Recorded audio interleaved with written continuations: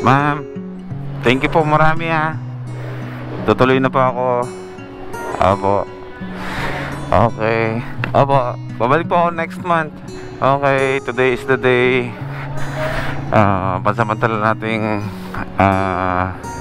lilisanin ang Cotabato City. Pero shoutout muna sa Balay Azul Inn dito sa Cotabato, na kung saan dito tayo nagpahinga ng ilang araw. Napakaganda ng mga rooms dito, komportable, sarap matulog, malamig, malakas ang aircon. Syempre, yung mga kapatid natin mga Muslim dito, actually 3 gabi na sagot nila. Picture muna kami dito. Yung mga taga-Hatim Cotabato at dito sila lahat tuwing umaga hanggang sa sa umaga, sa gabi, kasama ko yan sila. Pagising ko, may nagbabantay dyan sa akin, nag-aantay para mag-breakfast.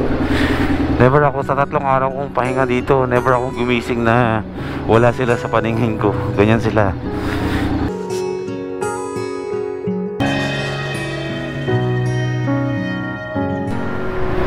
Napakaganda ng hotel, Balay Azul. Napakaganda. Sige sir. Alright. Maigli lang naman ang biyahe natin ngayon, going to Dapitan. 6 hours. Pero mula dito sa Cotabato City ha. Grabe. Sige bro, thank you. Kaya mahal ko itong mga to kasi sobrang, kung sa girlfriend ba, mahalaga, tapos overprotective, ganyan sila yung mga kapatid natin mga Muslim dito. Hindi ka nila tatantanan, hindi sila yung tipong hahayaan ka nilang mag-isa para mag-ikot-ikot ito. Laging may kasama. Doon payapa ang place na to, pero talagang likas sa kanila yung na hindi ka namin papabayaan hanggat nandito ka. Ganyan sila. Kaya mahal na mahal ko itong mga to Tsaka hindi lang sila, yung mismong lugar nila sobrang special sa akin. Isipin mo yun paalis tayo pero ang dami kong kasama. Ganyan sila yung mga kapatid natin mga Muslim dito. Kaya hindi nyo dapat tayo mga Taga-Luzon, sana mabago na yung tingin ba natin pagdating sa Mindanao, lalo na sa mga kapatid nating Muslim, na kapag nandito ka, parang yung mga tao dito is parang nandiyan ka lang din sa Maynila. Ganun na ganun, normal, pareho lang. Yung mga balita sa atin na yung Cotabato is nakakatakot, yung Mindanao, yung lalo na yung mga lugar ng mga kapatid nating Muslim na nakakatakot sila, hindi yun totoo. Ang katotohanan, parang nasa Maynila ka lang din na tayo mga Kristiyano na may mababait pero may mga siraulo. Dito, same lang din, di ba? Mababait, pero may mga siraulo din talaga. Meron din namang hindi rin talaga gumagawa ng mabuti. Parang ganun lang, parang isang normal na mundo na pare-pareho natin ginagalawan dito sa Pilipinas, kahit magkakaiba man yung natin, yung paniniwala ba at kultura.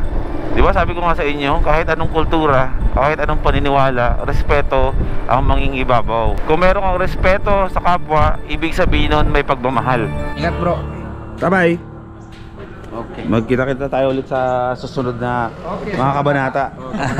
Bye-bye. Breakfast muna kami. Si Boss Ray kung hindi na naman nakatulog. Sasamahan nila tayo hanggang Dapitan? Katanog? O kung hanggang saan? Kung hanggang saan?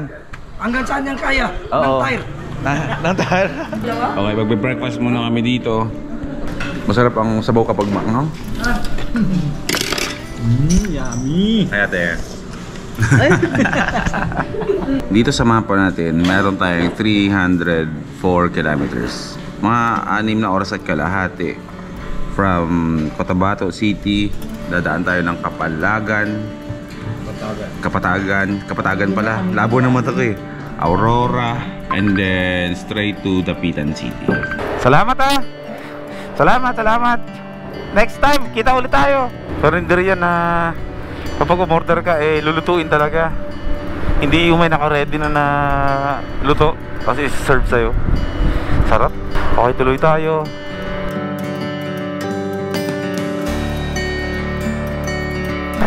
Okay, te.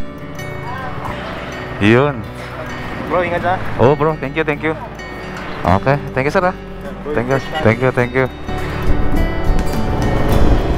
Okay, touchdown parang Maguindanao.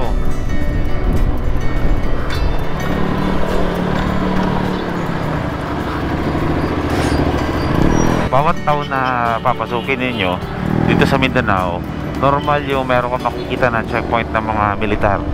Papasok at lalabas ka, meron talaga yan. Pero ano lang naman yan, nag-check lang naman sila. Pero hindi naman sila yan mahigpit.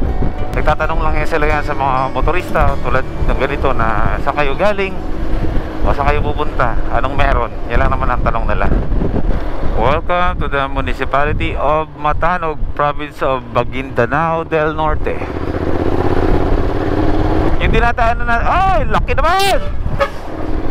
Diyos ko, kasalanan ko naman yan. Kumain ako ng kaliwa eh. Sorry. Itong dinadaanan natin ngayon is ito yung dinaanan din namin ng Hampas Loopers noong nag-Philippine Loop kami. Kabundukan to na puro zigzagan. Hindi naman masama na mag-ingat sa mga spots na kailangan mag-ingat. Isipin nyo na sila mismo dito sa mga taga Maguindanao, hindi rin sila dumadaan dito sa gabi. So ultimong yung mga kapatid nating Muslim is nag-iingat din sila, di ba? Mahigit isang oras to na puro zigzagan.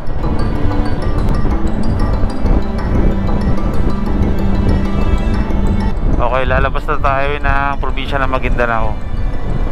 Ito yung ano yung parang kung doon ka galing, ito yung kabila, yung likod na way para pumasok ng Maguindanao. Ayan, Province of Maguindanao, Municipality of Matanog. Picture muna tayo dito.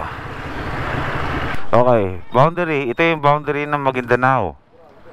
Kapag kayo ng Philippine Loop ng counterclockwise, inuna nyo yung Batangas from Luzon, pababa ng Mindanao, ito yung makikita ninyo. Pero kapag nasa nagka-clockwise naman kayo, doon yun sa kabila, pagkatapos ng Jensan.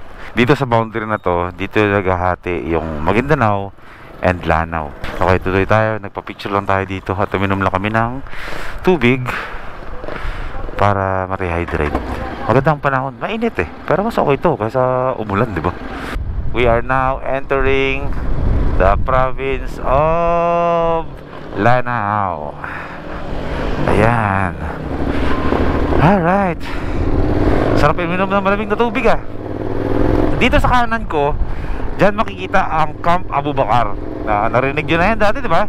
Noong kapanahunan na si Erap Estrada, ang ating Pangulo, ay pinomba ng mga militar ang Camp Abu Bakar. Yan dati ang kampo ng mga MILF. Pero for your information, malaga mga informasyon dito kapag dadaan kayo dito sa Maguindanao ha. Ang MILF at ang militar ngayon ay okay, walang problema kasi nagkaroon ng peace talk ang gobyerno at ang mga MILF. So kahit may mga checkpoints dito ng mga militar at dumadaan yung mga MILF, kahit na armado pa yung mga yan, wala yan, magbabatian yung mga yan. Peace sila yan. Marang nakakalin lang kasi mukha siyang durian kapag malayo. So marang durian siya pag malayo. Marang durian, marang. Pero hindi siya durian, marang lang, marang durian. Dodong no? Dodol. Dodol. Ito po na yun. Ayan, mag-uwi tayo sa Maynila nito. Wala 100%, wala tayo nito dito. Doon ko natitikman. Yan yung laman mismo ng ano, dodol. Yan. Yan ang naman ng dodol. Papatikin mo. Dapat tanungin nyo ha. Subuhan mo si Boy B. Ito bro, subukan mo bro.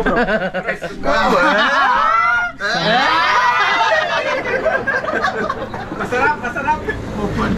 Gawa ata sa ano to.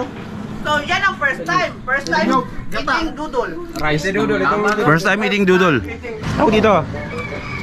Dodol. Ito. Doodles. Yeah, matali. Ang galing ah. Yung mga hirit-hirit ko nakukuha agad ah. Tandaan nyo na, pag isa, dodol. Pag higit sa isa, doodles. Magkakape lang kami dito. Konting-konti na lang. Maglalanaw del Norte na tayo. Unti-unti ko magbili ng mga pasalubong pa sa Luzon. Madalas yung mga pasalubong ko pag bumabiyahe ko pauwi ng bahay, mga suka, ganyan. Ganyan. Basta may pastel din ako dyan. Pagkain, sayang yung pastel, hindi makakarating ng Luzon. Magkakape lang kami dito, native coffee. The best. Marami kasing klaseng pastel. May pastel na pahaba, may pastel na bilog. Tapos kung, ito yun, yung sinabi kong bilog. Tapos, yung... Depende sa pagbalot. Iba't ibang klaseng balot natin, ha? Tapos, yung... Ibang lugar ang balot. Oo, titignan ko to. Kasi yung unang beses ko na, first time, na beses kong makatikim ng pastel, isa Alamada. Nung pumunta kami ni Kula sa Asik-Asik. Ay, adobong chicken. Pwede nyo nang kainin to, yung diretso. Pastel may pahaba. Depende nga daw sa klase ng lugar. Yung pagbalot ng pastel is iba-iba. Depende sa lugar na gumagawa. May pastel na ganito yung adobo. Parang ano na siya, parang nadurog. Tapos meron din naman pastel na yung mga chicken tipak-tipak. Pero sabi nila match daw to dito eh.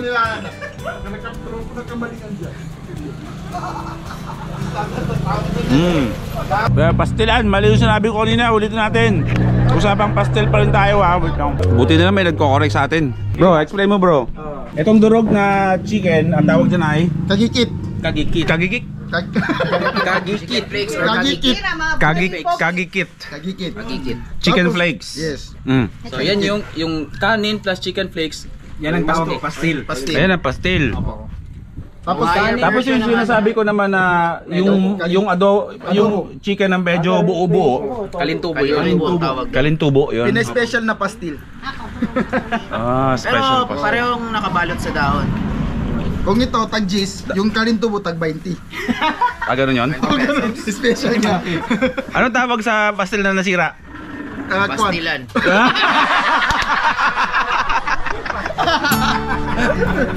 Ang galing! Paano? Thank you na. Walang iyak-iyak ha? Wala. Bawal lang iyak-iyak.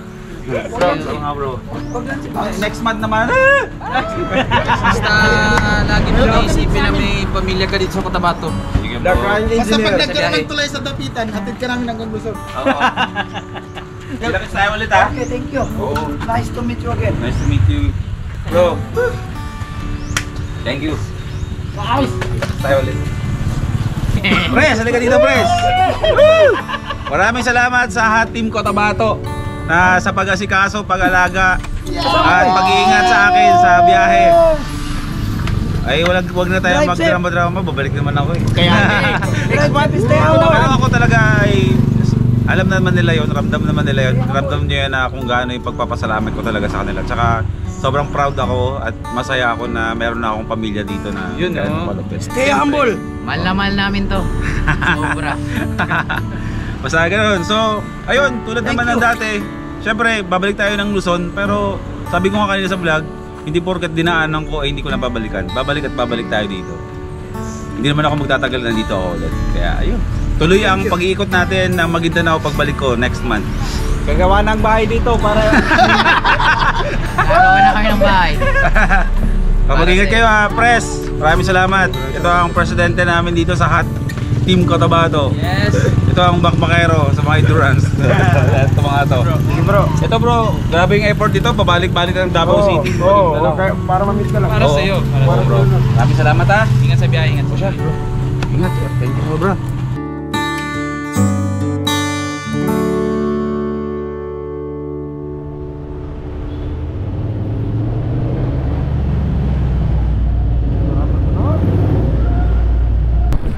Dito na ako, te.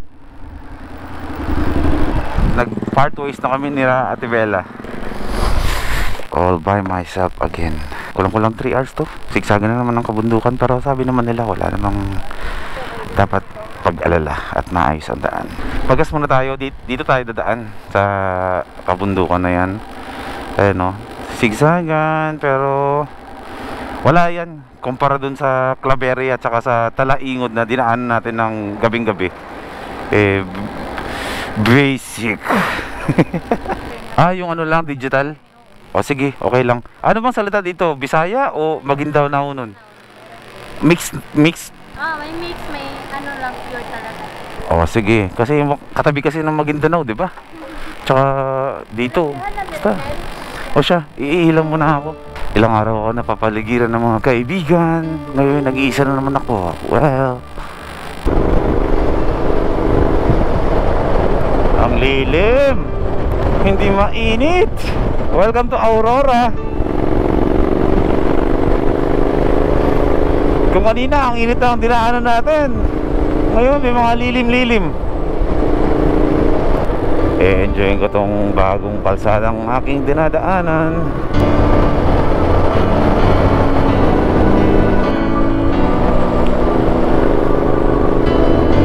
Oh, daming ukoy-ukoy ng sapatos. Ah!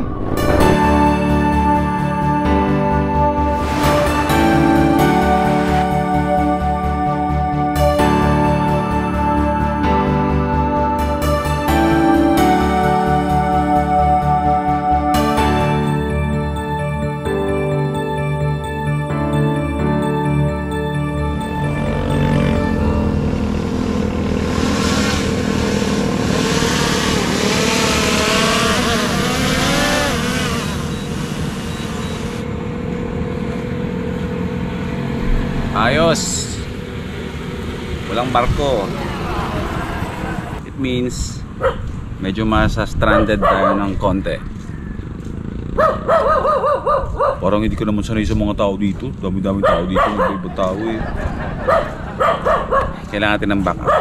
Reinforcement. Patulong tayo sa kaibigan. Tanong pa tayo sa ibang office. Kailangan kong bumalik ng Dipolog City. 13 kilometers mula dito sa pier. Last one. Huling tanong. Saan nga ba yung dito? Dito yun eh. Tanong na natin Sir, may barko ba mamaya? 10:30? Fast cut? Oh, ilang oras ang biyahe patawid ng Dumaguete? 4? Yun pala eh. Sige, mag-fast cut na lang ako. Okay, meron. Swerte natin. Para hindi na mahirapan yung kaibigan ko. Mas kampante rin ako na fast cut yung sakyan natin. Sir, magandang hapon. Kukuha po ako, sir, ng PPA tsaka opo. Doon ka, pasok. Oo. Ito sa bandang kaliwa. Pwede kong ipasok to motor? Pwede sir. Sige. Pasok na ba o maya pa? Hindi pa, mamaya pa. Makikiligo muna ako. Sige sir, doon ko lang kakuha ng sige. Saka terminal P. Okay po. Salamat, sir. May kasama ko doon. Okay. Thank you. May uli na tayo? Wala pa. Okay, welcome to Dapitan Port with matching sunset.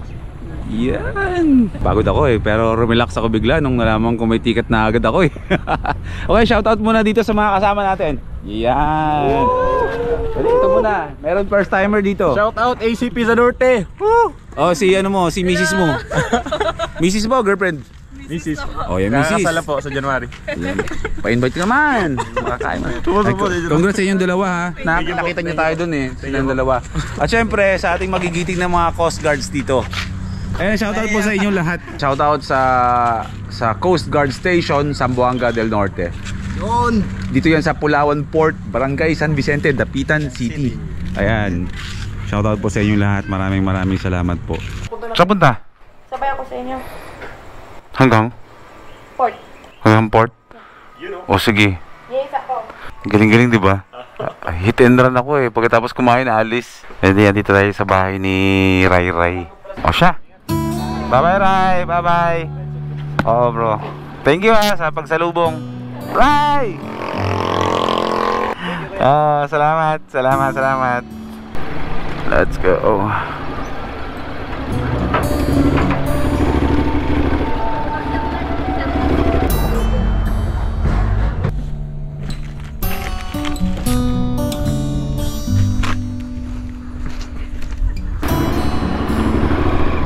Touchdown Visayas. 3:44 AM. Saan ang exit? Dito, sir? Okay po.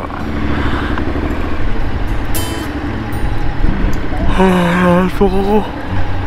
Tulog na pala ako na maayos. Hey, sir. Morning. Aga mo ah. Okay, nandito na tayo ngayon sa bahay ni Bro Rick. Awkward masabihin pero binigyan tayo ng jacket. Ay, Diyos ko Lord. Bro, halika dito bro. Ayan. Kaya ito si Bro Rick dito sa Dumaguete. Wala nga 1 kilometer away from the port. Ayun, sinamin na nila tayo dito. Ay, naikwento ko ang nanaka ko yung jacket ko. May kapalit na. Ayan, may kapalit na.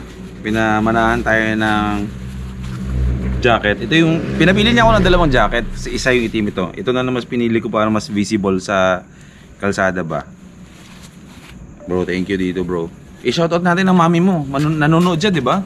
Si Mommy, Suzette, tsaka si Lance, kapatid ko. Shout out. Saan sila bro sa US? Mommy sa California. Hello Putol po. ko nasa Manila.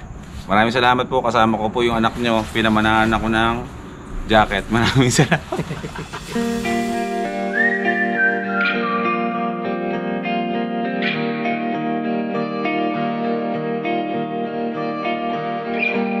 Itong tinatahak natin ang highway na Kabangkalan, Mabinay, Bais Road.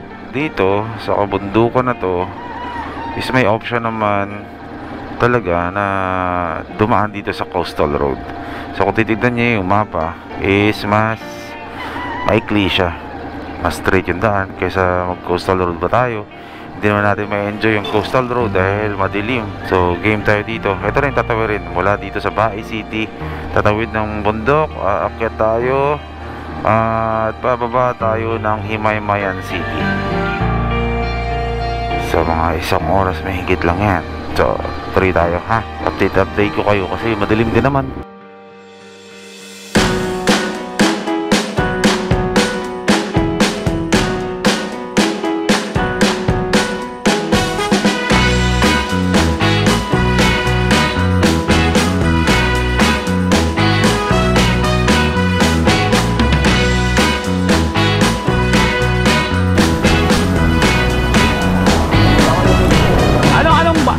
Ba't iba yung barbecue nyo?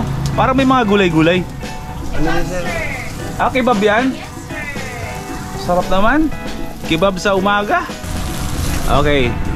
Welcome to Binalbagan, Negros Occidental. 1 oras at kalahati na lang ay mararating na natin ang Bacolod City. Andito kami sa Mary's, isang parang karinderya restaurant. Actually hindi siya karinderya, restaurant siya na nagsiserve ng kansi, seafoods, chicken anasal, and batchoy. Alam nyo naman na kapag sinabing Bacolod, kahit sa atin sa Maynila, tunog na tunog yan na dito talaga nag-originate ang inihaw na manok. Okay. Kuya, good morning po. Oh, wow! Hindi scripted yun ha. Talaga na good morning sila sa akin. Okay. Order tayo ng mayroong sabaw. Kansi po. Tapos ano to? Lemon po. Lemon. Alam niyo yung lugar, very attractive siya. Kanina pa ako naghahanap ng mga kainan, di ba? Sabi ko, sinusugid ko yung kahabaan ng highway na to, papuntang Bacolod. Sabi ko, saan ba ako hihinto? Tapos bigla akong nakita tong Mary's na kainan, and then bumalik ako kasi sabi ko, yun na yun. Match ba yung kansi? Tapos merong pecho ng manok.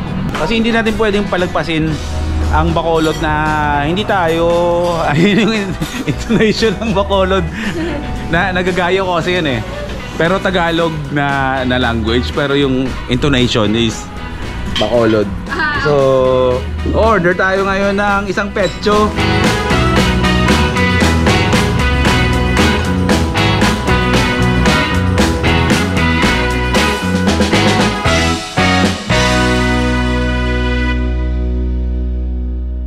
Welcome to Bacolod City, Kakax TV. Shout out sa mga first timers. Siyempre, welcoming party ulit tayo kay Boy P dito sa Bacolod. Second Philippine look. Kamusta yung solo? Ayos naman. Ano pangalan mo bro? 1K66. Ha? Whiskey. One ski 66. Nang nagkita tayo sa may Batsuyan doon. Oo. Kasama tayo ng dinner nun? Hindi, kaya lang. Pumunta lang ako. Pumunta ka lang. Balaklava, galing kay Kakax TV. Thank you, Kakax TV. So, ubusin ko lang, makikipagkwento lang ako dito. Ubusin ko lang tong milkshake ko. Tapos, pahinga lang konti. Bro, bawat oras naman may barko, di ba? Patawid, no? Maraming barko, 3. Oo. From Dumangas going to Kalibo, parang 3 oras lang naman yata. So, kaya naman. Basta importante, bago gumabi, makarating tayo ng Kalibo or Katipunan.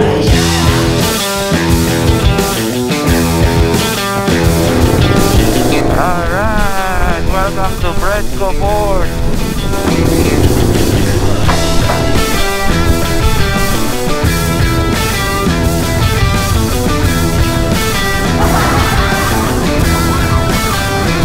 Dito tayo magpapapicture with the passport. Okay, let's go.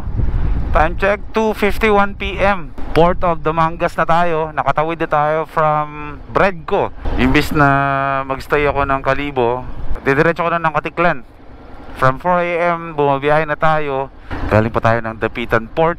Tapos ngayon, nasa Dumangas na tayo. Nakakadalawang barko na sinasakyan natin.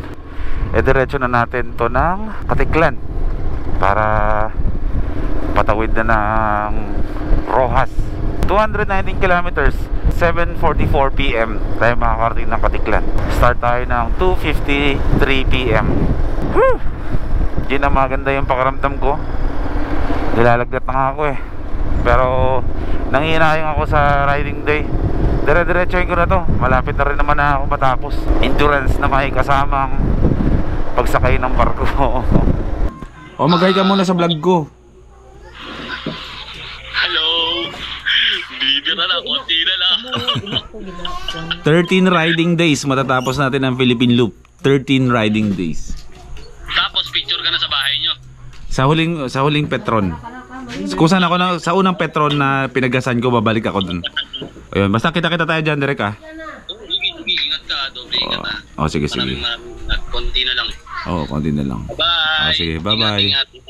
At ayun na nga, dumaan pa ako sa mga kamag-anak ko dito bago tayo magkatiklan. Kasi nga, malapit na eh.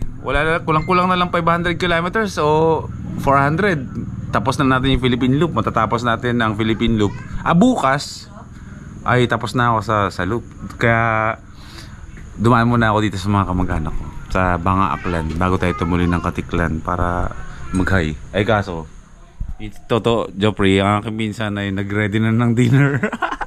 Mabilisang dinner. Pamabilisang dinner. Pero babalik naman ako kami dito. Thank you. Uncle ko. Dude. Hi, Uncle. Hindi na ako makakapag-vlog mula dito sa Banga Aklan.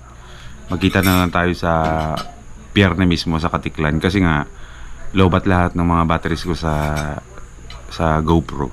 Kasi nga tuloy-tuloy yung biyahe natin.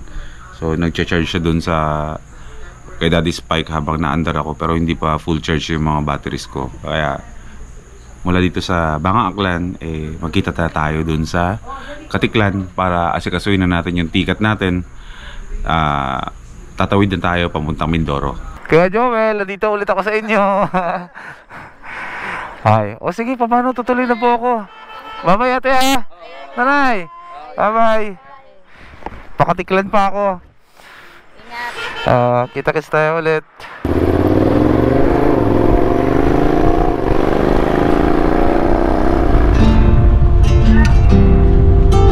1 AM. Paalis na yung barko natin. Mindoro na tayo. Sakto yung vlog ko. Sa sign, patapos na. Tulog na ako ha. 4 na oras to. Good night na muna sa inyo. Galing. Sarap sa pakiramdam. Worth the pagod. Para makabawi ng lakas. Pauwi na tayo bukas sa bahay na. Uuwi na ako nak. Uuwi na ang daddy. Sa pamilya ko. Pauwi na ako.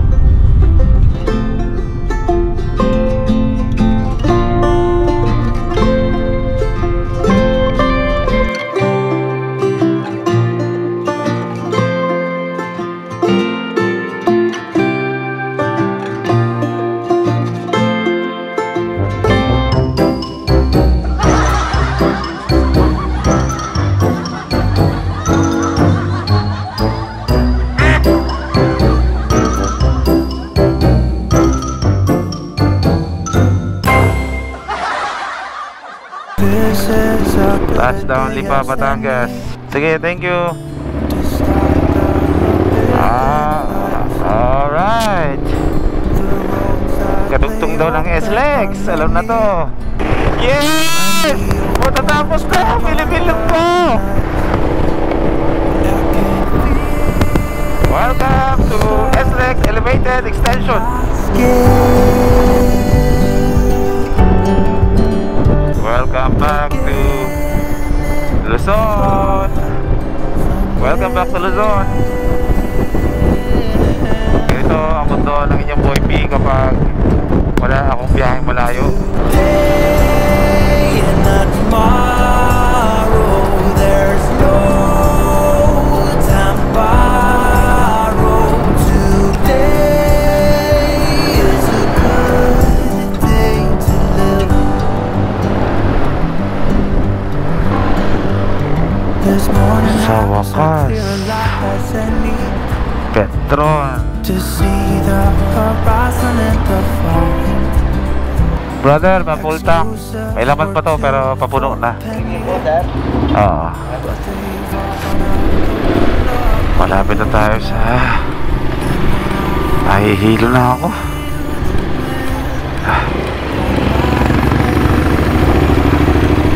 Malapit na tayo sa totoong finish line. Namiss ko na yung anak ko.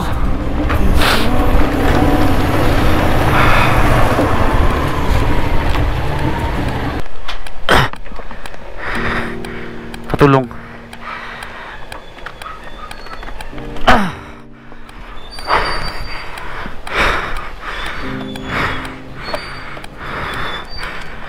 Okay.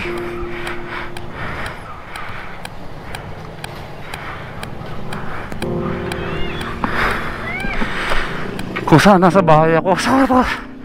Tumumba.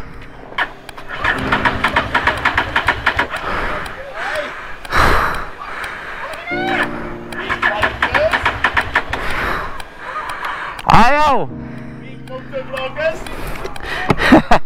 to help you. It's too heavy. Yeah. Okay. Wait. Let's go.